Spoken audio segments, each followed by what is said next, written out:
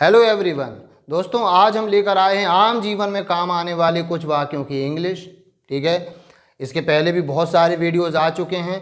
हर video में कुछ sentences हैं, उनको आप ज़रूर देखिएगा। पहले इसको देख लीजिए। तो चलिए शुरू करते हैं विदाउट वेस्टिंग टाइम। आज का पहला सेंटेंस है, ये रहा आपके सामने, गरीबी में गीला आटा। अब गरीबी में गीला आटा ऐसा कब बोलते हैं? जब मुसीबत पर मुसीबत आ जाए, है ना। एक तो भैया देखो, गरीब हैं हम, हैं, आटा कम है घर में, और वो भी रोटी बना रहे थे तो आटा ज़्यादा गीला हो गया, तो कहते हैं गरीबी में गीला आटा है। अब मिलाने के लिए और आटा कहाँ से लाएं? तो इसीलिए बोलते हैं गरीबी में गीला आटा, यानी मुसीबत पर और मुसीबत। तो इसके लिए इंग्लिश में एक कहावत है, दो तरीके हैं कहने के उसी कहावत को। पहला है मिसफॉर्च्यून्स नेवर कम अलोन। मिसफॉर्च्यून्स का यहाँ पर मतलब है मुसीबतें। तो मुसीबतें कभी अकेले नहीं आती, लाइन लगा के आती भैया, एक के बाद एक के बाद एक के बाद एक। और दूसरा आप इसी को कह सकते हो, मिसफॉर्च्यून्स नेवर कम सिंगली। सिंगली का मतलब भी होता है अकेले, है ना। तो मुसीबतें कभी अकेले नहीं आती, मतलब गरीबी में गीला आटा। चलिए, तो दूसरा सेंटेंस है आज का, जो गरजते हैं वो बरसते नहीं। ठैंग टैंग। हालांकि कई बार बरस भी जाते, कोई भरोसा नहीं, है ना। हिंदी देखो रिस्क ले रही है, जो गरजते बरसते नहीं। तो कभी गरज रहे हैं तो हम ये बोल के निकल लिए बाहर कि अरे गरज रहे हैं, बरसेंगे नहीं। बरस भी सकते हैं, कोई भरोसा नहीं है। लेकिन कहावत है, जो गरजते हैं बरसते नहीं।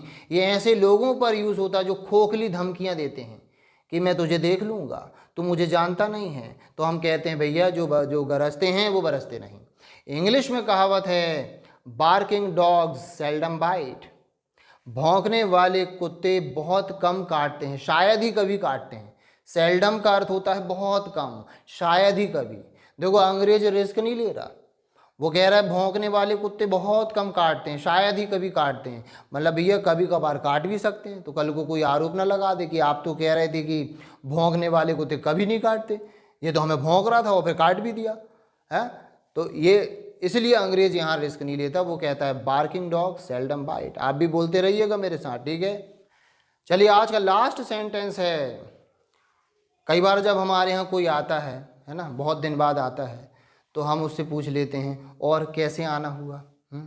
एक तो बेचारा आया, ऊपर से आप पूछ रहे कैसे आना हुआ है। बेचारा ऐसे ही नहीं आ सकता है, क्यों बेइज्जती करने में तुले किसी की। लेकिन फिर भी चलो, अब बोलना है तो बोलना है। तो अगर आपको किसी से बोलना है और कैसे आना हुआ, तो कैसे के लिए यहाँ पर हाउ नहीं लगाना। अगर आप पूछेंगे हाउ डिड यू कम, आप कैसे आए, तो वो तो बोलेगा आई केम ऑन फुट, मैं पैदल आया। आई केम बाय ऑटो, मैं ऑटो से आया है। तो ये मतलब नहीं लगाना है। कैसे आना हुआ, इसके लिए अंग्रेज कहता है व्हाट ब्रिंग्स यू हेयर। आप भी बोलें व्हाट ब्रिंग्स यू हेयर, यानी कैसे आना हुआ। और अगर कोई आपसे पूछे तो इसका रिप्लाई दीजिए जस्ट टू मीट यू, सिर्फ आपसे मिलने के लिए, जस्ट टू मीट यू। या फिर और थोड़ा सा लंबा आंसर देना, बोलो I was just passing by here, मैं बस यहाँ से गुजर रहा था। So I thought to see you, तो मैंने सोचा आपसे मिल लूँ। ऐसे आप रिप्लाई भी दे सकते हो, है ना। या फिर बोलो जस्ट फॉर नथिंग, बस यूं ही। या तुमने जो कर्जा खाए थे वही वसूलने आए हैं। जो बोलना है बोलो, ठीक है। ओके, तो चलिए let us finish, see you soon.